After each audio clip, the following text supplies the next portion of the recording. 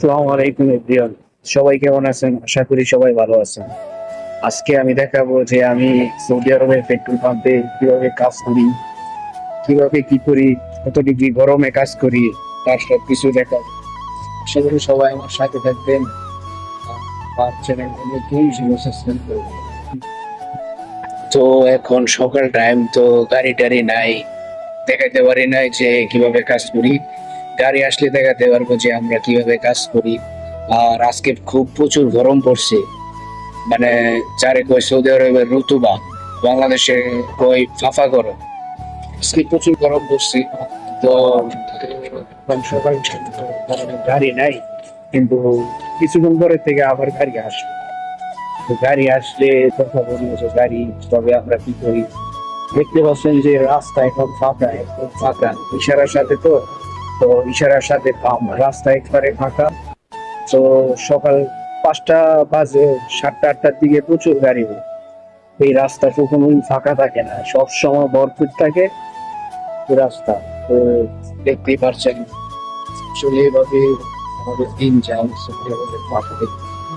তো রাস্তা প্রচুর ফাঁকা, কিছুক্ষণ করে আবার ঠিক ওই রাস্তায় গাড়ি হবে। তো একটা গাড়ি আসছে, বুঝছেন। তো মনে হয় ওয়াইফাই, ওয়াইফাই হলে টাকা নিই না, সরাসরি টাকা ওদের তরিহা।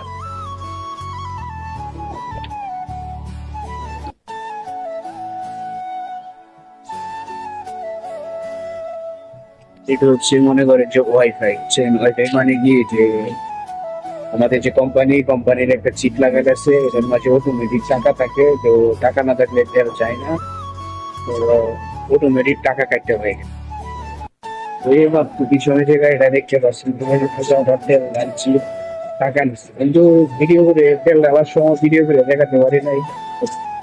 সে একজন সৌদি, তারপরে তার সাথে তার ওয়াইফ আছে।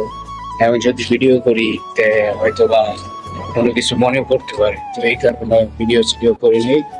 এখন লাস্টে দেখা যায় মনে করেন 6টা 10 বাজে, এখন জুতা পরতে হয়।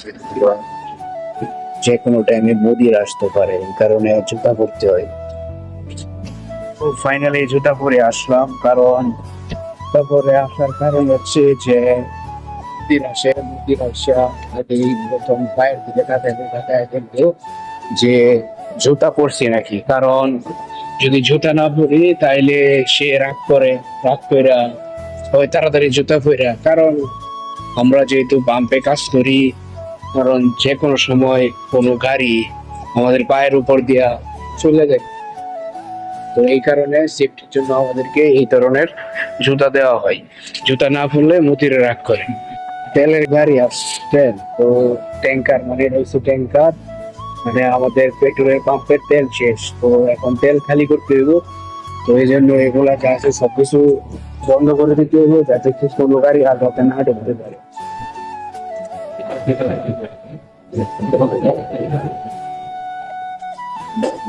ফাইনালি গাইস, হোটেল, ওটার ভিতরে